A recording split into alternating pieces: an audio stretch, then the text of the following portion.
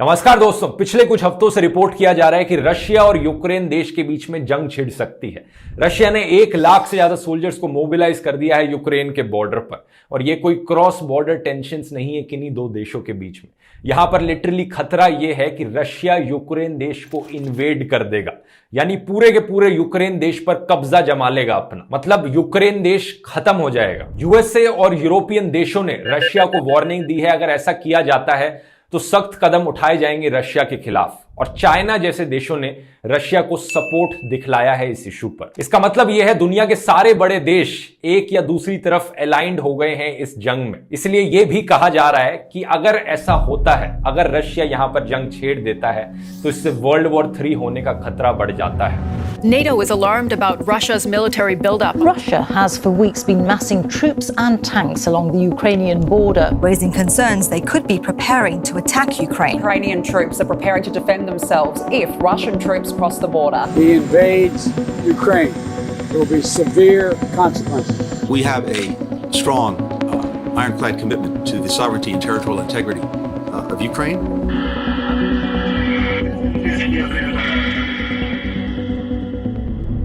इस इशू को गहराई से समझने के लिए हमें इतिहास में जाना पड़ेगा रशिया और यूक्रेन के। ज्यादातर लोग साल 1991 से शुरुआत करते हैं, वो साल जब यूएसएसआर यानी सोवियत यूनियन के टुकड़े हुए थे 15 अलग अलग देशों में, जिनमें से सबसे बड़ा देश रशिया था और यूक्रेन भी यूएसएसआर का ही पार्ट था, जो अलग हुआ 1991 के बाद। अब यह सुनकर आपको लगेगा कि यह कहानी इंडिया और पाकिस्तान और बांग्लादेश से काफी सिमिलर है, क्योंकि 1947 से पहले इंडिया, पाकिस्तान, बांग्लादेश एक ही देश की तरह हुआ करते थे। तो यह सोचकर आपको लगेगा कि यूक्रेन और रशिया को वापस से एक देश बना देना कोई गलत चीज नहीं होगी, लेकिन यह सही कंपैरिजन नहीं है, क्योंकि 1921 में लेनिन की रेड आर्मी ने यूक्रेन को इन्वेड किया था। इस कम्युनिस्ट रशियन रेवोल्यूशन के बाद 1922 में यूएसएसआर की स्थापना करी गई थी, जो कि एक यूनियन था 15 अलग अलग सोवियत सोशलिस्ट रिपब्लिक देशों का। इनमें से एक देश था यूक्रेनियन सोवियत सोशल रिपब्लिक। तो सवाल यह उठता है कि इससे पहले यूक्रेन क्या था? यूक्रेन एक आजाद देश था, लेकिन इसे अपनी आजादी सिर्फ 3 साल पहले ही मिली थी 1918 में। किससे आजादी मिली थी? इसे आजादी मिली थी रशियन एम्पायर से, और रशियन एम्पायर जैसा कि आप जानते हैं 1917 में ओवरथ्रो कर दिया गया था बाय द रशियन रेवोल्यूशनरीज। तो बेसिकली यूक्रेन पहले रशियन एम्पायर का पार्ट था, इसे आजादी मिली। उसके बाद जिन लोगों ने रशियन एम्पायर को ओवरथ्रो किया, उन लोगों ने ही जाके वापस से यूक्रेन को इन्वेड कर लिया। अगर आप रशियन एम्पायर से भी पहले की समय की बात करोगे तो कुछ पॉइंट ऑफ टाइम थे जब रशिया और यूक्रेन एक ही एम्पायर का पार्ट हुआ करते थे, और कुछ पॉइंट ऑफ टाइम थे जब यूक्रेन लिथुएनियन या पोलिश किसी एम्पायर का पार्ट हुआ करता था। लेकिन इतनी डिटेल में जाने की जरूरत नहीं है। पॉइंट मैं यहां पर यह बताना चाह रहा हूं कि जो यूक्रेनियन नेशनलिज्म की स्पिरिट है कि यूक्रेन एक अलग देश है, ये कोई ऐसी फीलिंग नहीं है जो सिर्फ 1991 के बाद आई हो, ये काफी समय से रही है यूक्रेनियन लोगों के अंदर। इंटरेस्टिंग ये है जानना कि 1991 के बाद क्या हुआ। जब सोवियत यूनियन के टुकड़े हुए तो कुछ यूक्रेनियंस ने चैन की सांस ली। उन्हें लगा कि उनके देश को फाइनली आजादी मिल गई है सोवियत यूनियन से। उन्होंने कहा मॉस्को को वनकम, दोस्ती बनी रहे, अब हम यूरोपियन यूनियन की तरफ देखते हैं, हम उनके साथ जुड़ना चाहेंगे, बाकी यूरोपियन कंट्रीज की तरह एक इंडिपेंडेंट यूरोपियन कंट्री बनना चाहेंगे। लेकिन दूसरी तरफ कुछ ऐसे भी लोग थे जिनके मन के अंदर रशियंस के लिए काफी सिंपैथी थी, जो अपने आप को रशियन समझते थे। उनका मानना था कि रशियंस और यूक्रेनियंस एथनिकली काफी सिमिलर हैं, दोनों को स्लैविक लोगों की कैटेगरी में माना जाता है, दोनों के धर्म भी काफी सिमिलर है, ज्यादा कोई मेजर डिफरेंस नहीं है। मेजरली दोनों क्रिश्चियन लोग हैं और दोनों देशों के अंदर बाकी रिलीजन्स की माइनॉरिटीज देखने को मिलती हैं।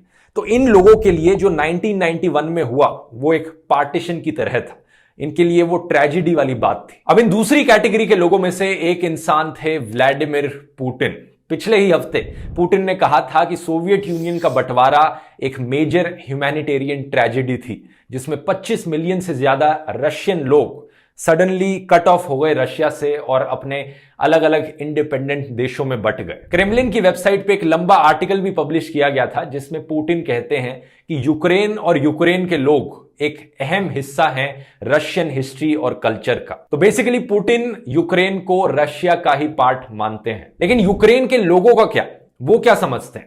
अब जो ईस्टर्न यूक्रेन में रहने वाले लोग हैं दोस्तों, जो एरिया रशिया के बॉर्डर पर है, वहां के लोग ज्यादातर प्रो रशिया रहते हैं। लेकिन अगर ओवरऑल कंट्री की बात करी जाए तो मेजॉरिटी से थोड़ा सा ज्यादा नंबर यूरोपियन यूनियन के ज्वाइन करने के फेवर में है, एक इंडिपेंडेंट देश बने रहने के फेवर में। और ये चीज यूक्रेन के लोगों के साथ ही नहीं है, बल्कि यूक्रेन के जो पॉलिटिशियंस हैं वो भी दो ग्रुप्स में बटे हुए हैं। एक ग्रुप है प्रो यूरोपियन यूनियन और एक ग्रुप है प्रो रशिया। डेटा के आधार पर बात करूं तो अप्रैल 2017 में एक सर्वे किया गया था जिसके अकॉर्डिंग 53% यूक्रेनियंस यूरोपियन यूनियन को ज्वाइन करने के फेवर में है और 46% यूक्रेनियंस नेटो को ज्वाइन करने के फेवर में है। नेटो अलायंस है यूएसए और यूरोपियन देशों के बीच में, यानी कह सकते हो कि रशिया के अगेंस्ट है। सेम सर्वे के अकॉर्डिंग 27% यूक्रेनियंस इस नेटो को ज्वाइन करने के अगेंस्ट है। बाकी लोगों की कोई इतनी स्ट्रांग राय नहीं है, तो कह सकते हो कि 20-30% लोग होंगे जो रशिया के फेवर में होते हैं। 1 मई 2004 एक बड़ा हिस्टोरिक दिन था यूरोपियन देशों के लिए। ये वो दिन था जिस दिन यूरोपियन यूनियन में 10 नई कंट्रीज शामिल हुई। साइप्रस, चेक Republic, Estonia, Hungary, Latvia, Lithuania, Malta, Poland, Slovakia और स्लोवेनिया। खास बात यह है कि इन 10 में से 8 कंट्रीज फॉर्मर कम्युनिस्ट कंट्रीज थी, जो या तो सोवियत यूनियन का हिस्सा हुआ करती थी या उसके इन्फ्लुएंस के अंडर आती थी। 3 ऐसे देश थे जिन्हें बाल्टिक कंट्रीज कहा जाता है, एस्टोनिया, लाटविया और लिथुएनिया। नक्शे पर देखोगे तो इन तीनों कंट्रीज का बॉर्डर भी मिलता है रशिया से, और ये बॉर्डर मिलने वाला पार्ट काफी सिग्निफिकेंट है यहां पर, क्योंकि ये कंट्रीज ना सिर्फ यूरोपियन यूनियन का हिस्सा हैं बल्कि नेटो का भी हिस्सा है। नेटो का फुल फॉर्म है नॉर्थ अटलांटिक ट्रीटी ऑर्गेनाइजेशन और ये एक मिलिट्री अलायंस है। मतलब अगर किसी भी नेटो देश के खिलाफ कोई जंग छिड़ती है, किसी भी नेटो देश के खिलाफ हमला किया जाता है, तो बाकी सारे नेटो देश उस देश की प्रोटेक्शन में आएंगे अपनी मिलिट्री लेकर। मेनली यूएसए और यूरोपियन कंट्री, जैसा मैंने बताया, इस नेटो का हिस्सा है। दूसरी जो मिलिट्री अलायंस है ईस्टर्न साइड पर, उसका नाम था वॉर्सो पैक्ट। लेकिन जब सोवियत यूनियन के टुकड़े हुए तो वॉर्सो पैक्ट को भी डिसबैंड कर दिया गया। लेकिन नेटो आज के दिन तक कंटिन्यू रहता है और टोटल में 30 कंट्रीज नेटो का हिस्सा है। आप इस मैप में देख सकते हो कि ये कौन कौन सी कंट्रीज हैं। एक तरफ से यूरोपियन कंट्रीज ने घेर रखा है रशिया को, दूसरी तरफ से जापान भी एक मेजर नेटो पार्टनर है। इनफैक्ट जापान तो G7 और क्वाड ग्रुप का भी एक हिस्सा है। रशिया का एक बड़ा लंबा बॉर्डर फिनलैंड से भी मिलता है। अब फिनलैंड हालांकि एक एक्टिव मेंबर नहीं है नेटो का, लेकिन नेटो लेड ऑपरेशंस के लिए एक कंट्रीब्यूटर रहा है। और अब इस मैप में आप यूक्रेन को देखो। यूक्रेन एक बड़ा लंबा बॉर्डर शेयर करता है रशिया के साथ। अब यूक्रेन भी अगर नेटो का हिस्सा बन जाएगा तो रशिया पर ऑब्वियसली प्रेशर तो पड़ेगा ही, क्योंकि वो चारों तरफ से घिर चुका है। अब ये कोई हाइपोथेटिकल सिचुएशन नहीं है। 1997 में नेटो यूक्रेन कमीशन बनाया गया था ताकि यूक्रेन और नेटो पार्टनर बन सके एक दूसरे के।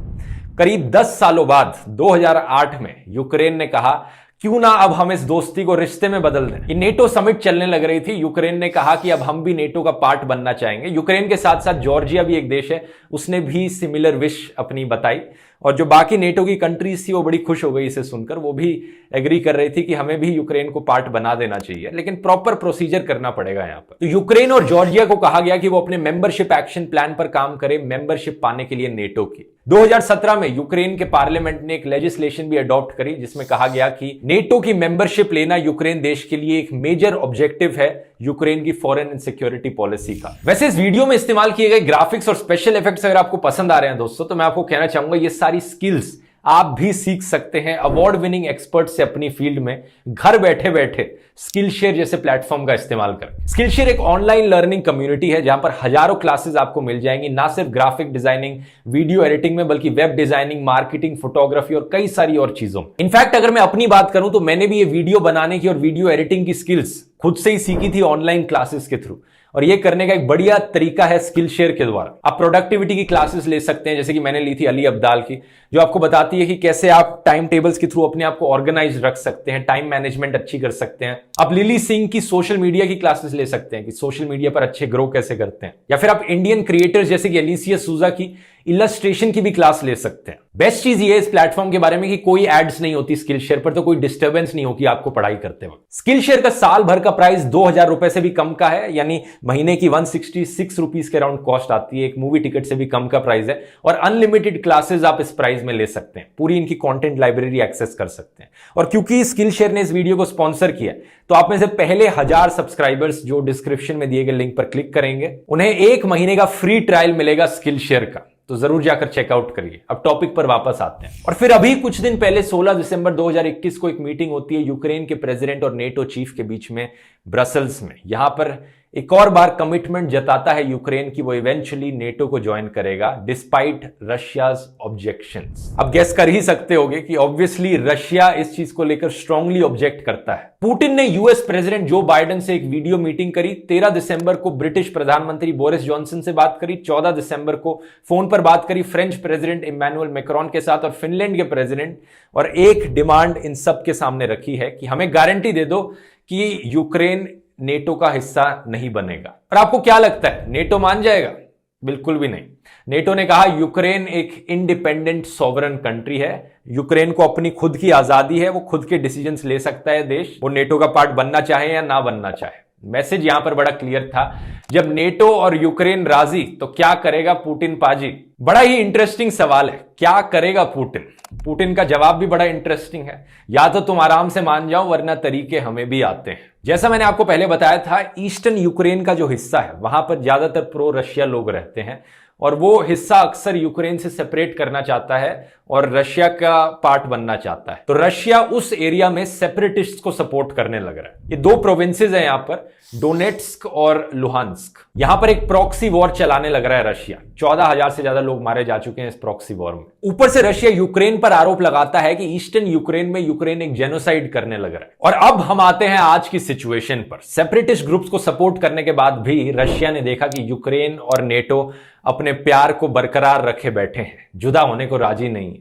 तो अब रशिया ने मिलिट्री बिल्डअप करना शुरू कर दिया है। 1 लाख से ज्यादा ट्रूप्स बॉर्डर्स पर स्टेशन कर दिए गए हैं, टैंक्स रेडी हैं, मिसाइल्स रेडी हैं, ना सिर्फ ईस्टर्न बॉर्डर पर बल्कि नॉर्थ और नॉर्थ ईस्टर्न बॉर्डर पर भी। जंग पर जाने के लिए रशिया ने अपने आप को तैयार दिखाया है। अब यहां पर शायद आपके दिमाग में सवाल आ रहा होगा कि ये कितना रियलिस्टिक है। रशिया यहां पर सिर्फ धमकी देने लग रहा है जंग कर देने की, या फिर रशिया में एक्चुअली हिम्मत भी है किसी दूसरे देश पर इन्वेजन करने की? क्या ये पॉसिबल भी हो सकता है आज के दौर में? मैं आपको बताना चाहूंगा यहां पर दोस्तों कि ये ना सिर्फ पॉसिबल है बल्कि रशिया ये ऑलरेडी कर चुका है 2014 में क्रीमिया को इन्वेड करके। असल में बात यह थी कि 2013 में यूक्रेन यूरोपियन यूनियन को ज्वाइन करने वाला था। यूरोपियन यूनियन ने कहा था यूक्रेन से कि कुछ कंडीशंस फुलफिल कर लो फिर आप यूरोपियन यूनियन का हिस्सा बन सकते हो। ये कंडीशंस बेसिकली हैं कि यूक्रेन को दिखाना पड़ेगा वो एक डेमोक्रेटिक कंट्री है और यहां पर लोगों को फुल फ्रीडम दी जाती है। इनमें से एक कंडीशन थी कि उनके जो ऑपोजिशन लीडर है यूलिया टिमशेंको, उन्हें जेल से आजाद किया जाए। यूक्रेन के पार्लियामेंट में मेजॉरिटी लोग इसके फेवर में थे, वो रेडी हो गए थे यूरोपियन यूनियन की कंडीशंस को फुलफिल करने के लिए। जल्द ही एक एसोसिएशन एग्रीमेंट साइन करी जानी थी, लेकिन रशिया दूसरी तरफ से बहुत प्रेशर अप्लाई कर रहा था इस चीज को रोकने के लिए। रशिया ने यूक्रेन पर प्रेशर बनाने के लिए कस्टम रेगुलेशंस बदल दिए। इंपोर्ट्स जो हो रहे थे यूक्रेन से रशिया में उन्हें बंद करवा दिया। पुतिन ने यूक्रेन को धमकी दी कि अगर यूक्रेन यूरोपियन यूनियन का मेंबर बनेगा तो हमारे साथ ट्रेड भूल जाओ, हम पनिश करेंगे यूक्रेन को।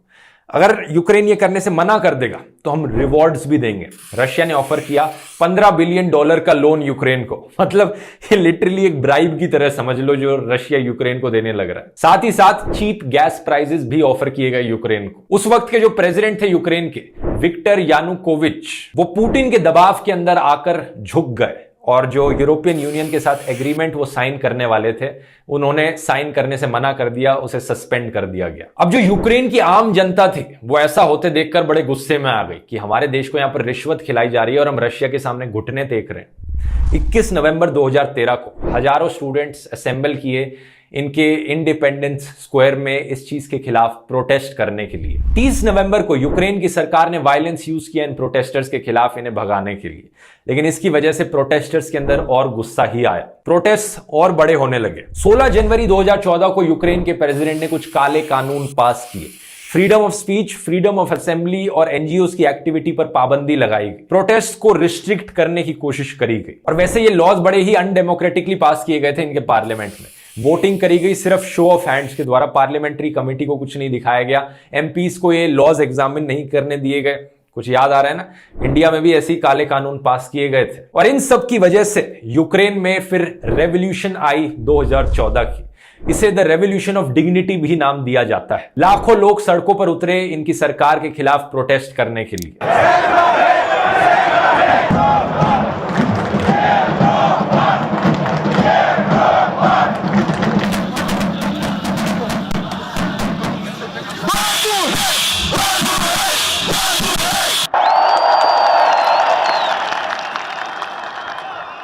प्रोटेस्टर्स की डिमांड थी कि प्रेसिडेंट यहां पर इस्तीफा दे। आरोप भी लगाए गए करप्शन के प्रेसिडेंट के ऊपर। और फरवरी के महीने में प्रेसिडेंट ने और वायलेंस से रिस्पॉन्ड किया। जो प्रोटेस्ट थे वो दंगों में बदल गए। 100 से ज्यादा प्रोटेस्टर्स मारे गए और 18 पुलिस पर्सनल्स की भी मौत हो गई। और फाइनली इन सब चीजों के बाद यूक्रेनियन प्रेसिडेंट यानुकोविच को इम्पीच कर दिया गया। यूक्रेन की सरकार को ओवरथ्रो कर दिया गया। दोबारा से इलेक्शंस बुलाई गई और यूक्रेन के नए प्रेसिडेंट बने पेत्रो पोरोशेंको, जिन्होंने 27 जून 2014 को यूरोपियन यूनियन के साथ एसोसिएशन एग्रीमेंट भी साइन कर ली। और यहां पर पुतिन का दिल टुकड़ों में बिखर गया। बेचारे पुतिन ने कितनी कोशिश करी थी यूक्रेन को रिश्वत देने की। उनके जो प्रेसिडेंट थे उन्हें कन्विंस भी कर लिया था कि यूरोपियन यूनियन के साथ ये एग्रीमेंट मत साइन करो, लेकिन यूक्रेन की जनता को तो कंट्रोल नहीं कर सकते थे पुतिन। जनता ने रेवोल्यूशन करी, अपने प्रेसिडेंट को नीचे गिराया। नए प्रेसिडेंट आए जिन्होंने यूरोपियन यूनियन के साथ एग्रीमेंट साइन कर लिए। बहुत गुस्सा आया पुतिन को। पुतिन को दिख रहा था कि वो अपना इन्फ्लुएंस लूज कर रहा है यूक्रेन के ऊपर से। इसीलिए कुछ हफ्तों पहले मार्च 2014 को रशिया ने अपनी आर्मी भेजी क्रीमिया में और इन्वेजन कर दिया। Russian troops moving swiftly to take control of military bases in Crimea. Russian troops spreading out throughout the strategic Crimean Peninsula. The moment Russian troops smash their way into Ukraine's Crimea air base. ये map पर आप देख सकते हो Crimea कहां पर है, Ukraine के नीचे है। क्रीमिया एक्चुअली में एक ऑटोनोमस रीजन था यूक्रेन का। मान लो एक ऐसा एरिया, एक ऐसी स्टेट यूक्रेन की जिसे काफी हद तक ऑटोनॉमी दी गई है। एक इंडिपेंडेंट कंट्री की तरह ही ऑलमोस्ट ये एक्ट करता था। लेकिन 2014 में रशिया ने अपनी मिलिट्री भेजकर पूरे देश पर कब्जा कर लिया और बाकी दुनिया देखती रह गई। यूक्रेन ने रिस्पॉन्स में कहा कि ये इंटरनेशनल लॉ की वायलेशन है। रशिया ने क्रीमिया में एक रेफरेंडम कराया ये कहने के लिए कि देखो हम यहां पर इन्वेजन नहीं कर रहे हैं, हम यहां पर सिर्फ मिलिट्री भेजकर अब लोगों से पूछेंगे कि लोग क्या चाहते हैं। लोग रशिया के साथ जुड़ना चाहते हैं क्रीमिया के, या फिर यूक्रेन के साथ जुड़ना चाहते हैं। और इस रेफरेंडम का जो ऑफिशियल रिजल्ट था, यह कहा गया कि इसमें 97% लोगों ने रशिया के फेवर में वोट किया और इसका वोटर टर्नआउट 83% था। लेकिन ऑब्वियसली ये जो रेफरेंडम कराया गया, किसी भी इंटरनेशनल एजेंसी ने इसे रिकॉग्नाइज नहीं किया और इसे इलीगल माना जाता है। यूनाइटेड नेशंस का मानना है कि क्रीमिया एक्चुअली में यूक्रेन का हिस्सा है ऑफिशियली। मई के महीने में एक यूक्रेनियन न्यूज साइट ने पोस्ट किया था कि रशियन प्रेसिडेंट की ह्यूमन राइट्स काउंसिल की वेबसाइट ने गलती से असली रिजल्ट्स रेफरेंडम की अपनी वेबसाइट पर पोस्ट कर दिए थे, जिन्हें बाद में जल्दी से हटा दिया गया था।